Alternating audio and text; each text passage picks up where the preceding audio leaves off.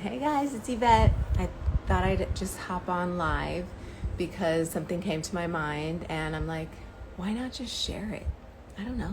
Let's use this thing. Let's use this app. And if you are trying to grow on Instagram, you're gonna for sure be hit up by all the social media managers out there, all the businesses, to boost social media or some aspect of that. You're gonna get hit up. It's gonna show up in your sponsored feeds. But Shannon McKinstry, I think I'm saying her name right, Shannon McKinstry, that's my favorite. I mean, I just was kind of, before coming on here, obviously you met your home feed, and she popped up, and I liked her posts. I always like her posts. I always like how easy she makes things, because I believe in ease, right? Hey, here, this is this account, okay? Welcome to the Manila's Entrepreneur Company. I want easy and more flow, okay? So anyway, she kind of I get her, her vibe is mine. So if you have a chance to check her out, I think you will enjoy some of her tips and stuff. And she's been doing it a long time. Anyway, this is not about that. I was actually just, I'm always creating content and working on this course right now, and I have Telemarketer on in the background, the show on Max, and it's some documentary about the biggest scam, the telemarketing world. And I just started it, but they show all the pain. They get you emotionally involved in the story by teasing some of the pain or some of the complaints that kind of were buzzing about, and then the news and that kind of thing. So they give enough pain, connection to the pain, just enough to tease you and be like, oh, I know, I'm familiar with telemarketing. You don't have to do much indoctrination of telemarketing. We all know what it is. When we all don't like them, right? So all you have to do is kind of mention it, and it'll kind of we'll all be on the same page as the viewers. So anyway, we're watching, and they're taking us through the pain, and then they give us just enough mystery about the pain being solved or the corruption being put on blast. So that's where I'm at. But in the pain, I'm I hate when people waste money or lose money. It is one of those things, just boils up inside of me, and I know it's my low to middle class upbringing, and I feel I'm a product of that perspective, wasting money. But I also just don't like waste. So if I feel people are wasting their money on a scam, they're losing money because they're being scammed, it's also just ethics and empathy and compassion just being destroyed in that, transaction. Except to just then birth compassion, us as the viewers, toward those being scammed, or just even empathy because you've been there. Oh man, I've been scammed. I know. Who hasn't had a credit card scammed and have to call the bank and be I didn't make that, didn't do that, wasn't there.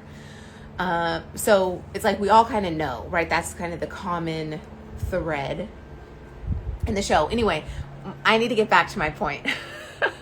I don't want anyone scamming my mom, because she's kind of the one that would be answering these telemarketing calls and getting scammed. And I don't even know that she hasn't, because the way they talk to you, and they're just lying about what the whole, this fundraising drive or whatever, they're lying about it all in this particular documentary.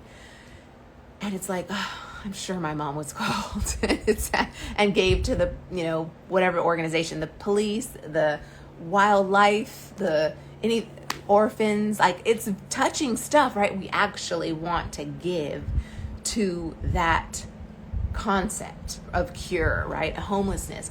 I want to give to this concept of having it be eradicated from my world's view. Anyway, so there's that. What's my point? Back to my mom being scammed. it's just, anyway, close to home. I don't know what I was saying, but I ultimately want to get to my point here, and I even wrote notes. So let's get to that. But anyway, there's a special resonance for me with this docuseries. And I just started. I don't know if I'll even finish it, but it's enough to like kind of say, okay, let's look at this. So everyone has a way that they want to give. And in this case, they're being scammed into giving, but the energy was there. Money is just energy. Regardless, outside of the treatment of the people being scammed by the scammer, by the knowingly wrong, or knowingly, I hate to use the word right and wrong, knowingly, intentionally manipulating for, in a malicious way, or, like not to do good with this money. You're not doing you're not following through on what you said you were going to do with this money. You're giving it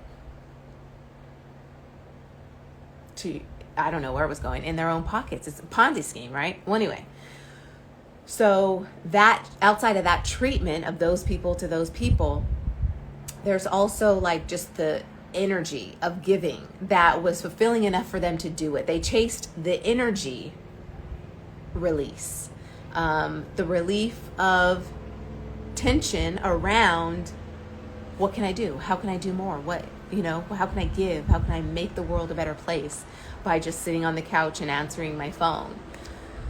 So there's that intrinsic kind of level of energy exchange happening over the phone with the telemarketer and the person on the other line giving their credit card information. So that's just an exchange of energy. It's like, I believed the story, I took it in, and I said, yes, okay, I will give to that story. I will give to that idea, that vision that you just sold me on. I'm paying for that reality to help put this money toward the police fund, all those killed in the line of duty, whatever. Who knows if not everyone would even give to that initiative, right? So anyway, it's all like what the story you're selling and what you're buying. So anyway, everyone has a way that they want to give. They want to give to that energy in exchange for that energy, like that replenishing of energy. It's kind of this cyclical thing, and that's at the heart and the core of any transaction. So people want to give into this energy and kind of move this flow along, this kind of like reciprocal, like just exchange of good vibes. And so you know that you want to find a way to give, maybe who you want to give to. So the charity, the initiative you want to give back to, or the group you want to pay it forward to, right? So you kind of know that. It's very much a subjective thing, because no charity is better than the other, right? I mean, come on, that's a given. In fact, it's always just about you. Where is your heart? What's your background? I mean, granted, I'm not going to get into like the telemarketer advocacy group. But just because my mom is kind of like subject to that world, but I feel like she's smart enough now to maybe not fall for it. They've been scamming since her days. So it's like, I have a heart for that cause, but I'm not going to give to that, right? I have something a little bit more deep within my own self, right?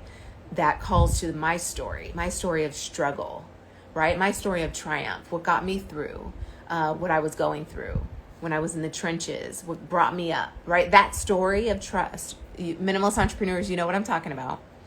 So that story, right, is what's going to relate to your audience, your tribe, your people, right? So that's why it's so important. But notice within that, there's some level of like a giving back, a paying forward to whatever that was, right? The trenches or the ladder out. So for me, it's probably more so literacy, because I did struggle with reading and comprehension to where my mom made me get a tutor. And I would sit at the dining table. I still remember as clear as day. I was like, everyone was playing. It was still sunny out. And I had to sit at the table learning to read and be asked questions about what I just read and like try to make sense of that. So there was a lot of synapse issues with reading for me, now I love reading. I'm an avid reader. I can't imagine anyone not reading, what worlds you're missing out on. But anyway, I even have the book in this bookshelf of the book my tutor brought me to read with her. That's how like big and monumental. So literacy is my thing, because I honestly feel like I was one of two ways. I could have got this way because, whatever I see and read and observe, right? And I could have got this way had I not learned to read well and make it a point to want to read well, to want that feeling of accomplishment in my reading. That was something intrinsic in me. So that connected with my mom, and then, the stars aligned and I have this great tutor. And then there's this way that I went, right? And so I see where the divergent decision I made and what I left maybe behind by making that decision. So that's what connects with me, right? I give charitably to literacy organizations. I may not give to somebody on the street because I don't know where the money's going. And so for me, the energy is stagnant on the not knowing of like, well, you're just a guy who's down on his luck. Maybe you want to get a beer. I don't need to help that. I don't want to pay the alcohol companies, or really, I don't want you to numb yourself like that. Whatever, right? The point is, back to philanthropy. Why this is so huge is because how do you want to give? What's your connection? What's your story? Because also your tribe will resonate with that too. Whatever charity that you're going to give to, chances are you're going to have some type of nonprofit or some connection when you make it to your dream level in life, whatever.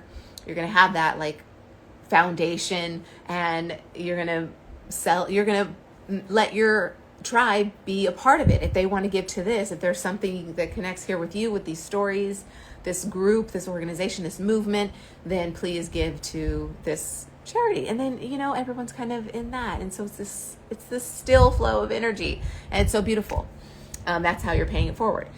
So we know how we want to make the most impact philanthropically. It might not be those foundations. It might not be that. It might be boots on the ground foundation. Or initiative, or volunteer, or philanthropy, right? Giving of your time, your biggest, most important resource in the world, your time, that's valuable. So maybe your philanthropy is volunteering, cleaning up the beaches. It's after school programs, rec centers, that you're there, right? You're there with the kids on the ground. You're there.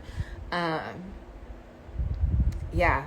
Or you're on the picket line, right? Protesting something. So there's some legislation that change that you're after, right? Kind of like ultimately legislation rules the roost, so to speak, just to make it law that you have to do X, Y, Z.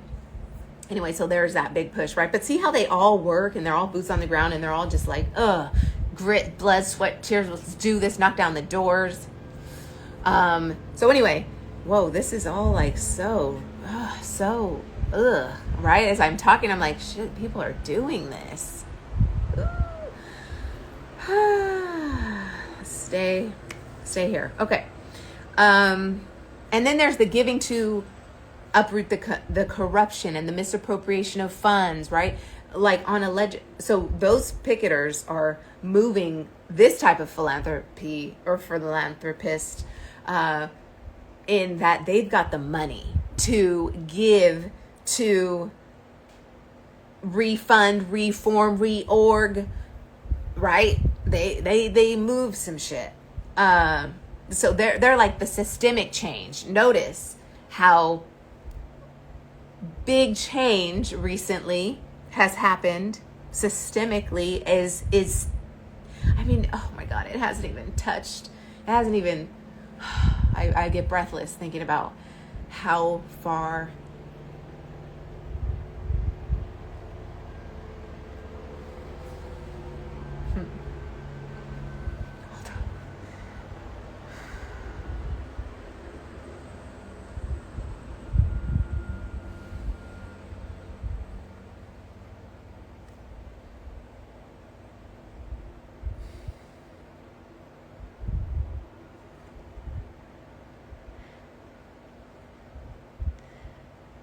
how far there is to go.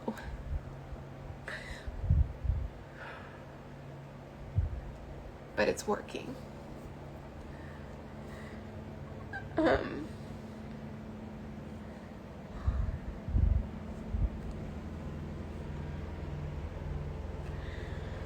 Notice how the systemic change with BLM,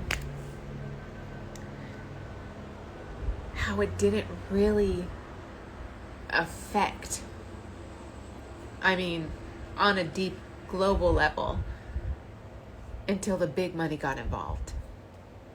Even in the 60s, until the big money got involved. Okay, I'm gonna have to cut this short because my eyes are now watery and I don't have a tissue. Anyway, how the big companies, the big corporations, the magazines, television, president, celebrities, right, all come out to support this and adamant for change. And so because of this global connection, this global society, people were giving to that cause. And then it is continuing to be beautiful. I hope you see that progress is beautiful. I really do.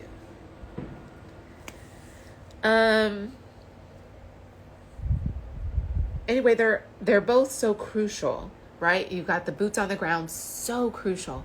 And then the money, the people who are in the high rises, so it's kind of like it's just the other side of the coin, right? But they work together. They're a coin given to the same movement. And anyway, so ask yourself, I should just get a tissue. I have a little bit more to say. Should I even post this on my feed, you guys? Anyway, they're both so crucial. So you have to ask yourself, what impact are you after? So when you see into your vision, what's the vision behind the vision? The bigger, the vision that's kind of like holding your vision. What's that vision, right? So that's the world. That's anything really bigger than you. And when you make your work also bigger than you, then you hold on. Okay. I have to go. This is too much.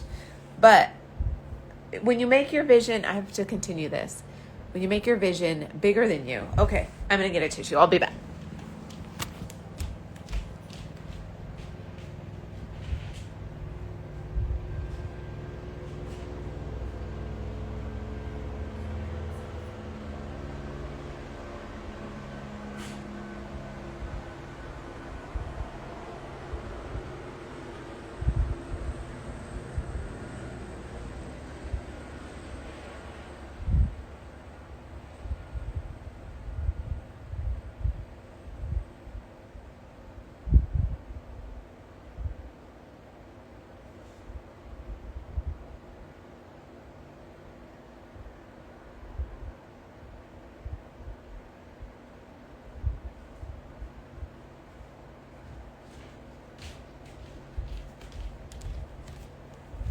How funny. Okay. All right. So I still look a hot mess, but the show shall go on. Anyway, so this is what we are ultimately getting to here in this conversation, you and I, is what's the impact you're after, right? Do you want boots on the ground, or do you want that high rise approach? What is your goal? What's the impact you are after? When you make the vision, behind the vision bigger than you, it helps you. It's almost like peeling an onion. The vision behind the vision is the outside of it. And you got to get to the onion, and you're starting to peel away a layer. And philanthropy could be that for you. For everyone is different, but philanthropy could be that for you, in that you're getting more and more to the heart of your story and your why and what your program's all about. And I'm talking content creators, maybe wanting to become course creators, coaches, consultants, right? You've got kind of this information to give. And in order for people to trust you, they've got to get to know you and hear your story and see your why and things like that, so they connect. Anyway, I talk all about this in the Minimalist Entrepreneur Club and in the Leap to Launch Accelerator.